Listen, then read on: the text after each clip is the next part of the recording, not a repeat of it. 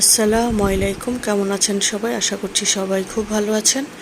আমি আর দুষ্টু সাভারটা আলহামদুলিল্লাহ ভালো আছি। সকাল সকাল একটু বারান্দায় আসলাম দেখার জন্য গাছপালাগুলোকে। আর এইদিকে দেখেন পাখিগুলো নিজেরাই নিজেদের সাথে কথা বলছে। আমরা তো পাখিদের কথা কিছুই বুঝি না। তো যাই হোক, আমি আবার তাদের সাথে কথা বলা ট্রাই করছিলাম। আর এইদিকে দুষ্টু বাচ্চাটাকে নাস্তা দিয়ে দিলাম। সে আজকে চকোস দিয়ে মিল্ক দিয়ে খাচ্ছে। আর আমি আমার নাস্তা নিয়ে নিলাম কলা, রুটি, সাথে চা। তো আজকে শাশুড়ি মা আসবেন, তো ওনার জন্য মাছ ভিজিয়ে রাখছি আগে। এখানে ইলিশ মাছ নিয়েছি, সাথে রুই মাছ নিয়েছি। তো ইলিশ মাছটাকে চচ্চড়ি করব, আর রুই মাছটাকে একটু মূলা দিয়ে রান্না করব। আমি আগে প্রথমে ভাবতাম যে মূলা দিয়ে মাছ রান্না করলে, ছোটোবেলায় আমার খুব একটা পছন্দ ছিল না, কিন্তু ইদানিং যত বড় হচ্ছে আস্তে আস্তে করে সবজির প্রতি ভালোবাসাগুলো আসছে। তো মূলা দিয়ে রান্না করা রুই মাছটা দিয়ে রান্না করেছি, যে এত মজা হয়েছে, খেতে কিন্তু দারুণ হয়েছে। আর ইলিশ মাছ চচ্চড়িতেও বরাবরই মজা লাগে। আর এইদিকে সেদিন আমি নোনতা ইলিশ পাওয়া যায় যে বাজারে, পিস পিস করা, তো একটা পিস এনেছিলাম।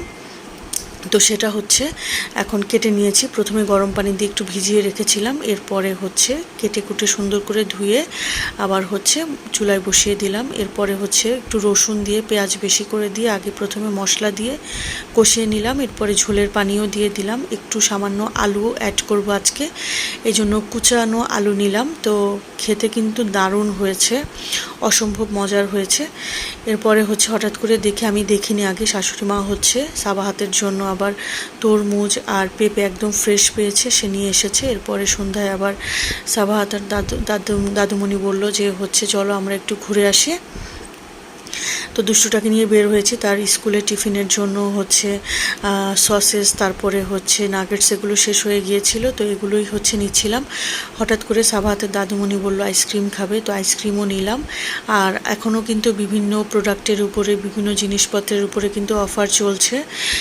যেমন নাগেটসও কিন্তু 20 টাকা অফ ছিল। তো লাইন আজকে বিশাল বিশাল লাইন, 4-5টা কাউন্টার, কিন্তু তারপরেও লাইনের কিন্তু প্রচুর ভিড় ছিল। তো সাবাত বাচ্চারা তো বোরিং ফিল করছে। আমি বললাম যে কী ব্যাপার, তুমি কি বোরিং ফিল করছো? কিন্তু সে কিছুই বলল না। এরপরে দই ফুচকা অর্ডার করলাম। তো দই ফুচকা আসতে আসতে লেট হচ্ছিল দেখে সাবাহাত আর দাদুমণি আইসক্রিমটা খেয়ে নিল। এরপরে আইসক্রিম খাওয়ার পরপরই দই ফুচকাটা চলে আসলো। এরপরে ইদানিং কয়েকবার আমরা দই ফুচকা খেলাম। দই ফুচকার যে দইটা, সেটা আগে মিষ্টি হতো, ইদানিং খুব টক হয়, খেতে একদমই ভালো লাগে না। তো যাই হোক, নিয়ে আজকেও ধরা খেলাম। এর আগের দিনও একবার ধরা খেয়েছিলাম। তো ওনারা সাবাহাত আর দাদুমণি লাড্ডু নিল। তো আজকের ভিডিও পর্যন্ত, আল্লাহ হাফেজ।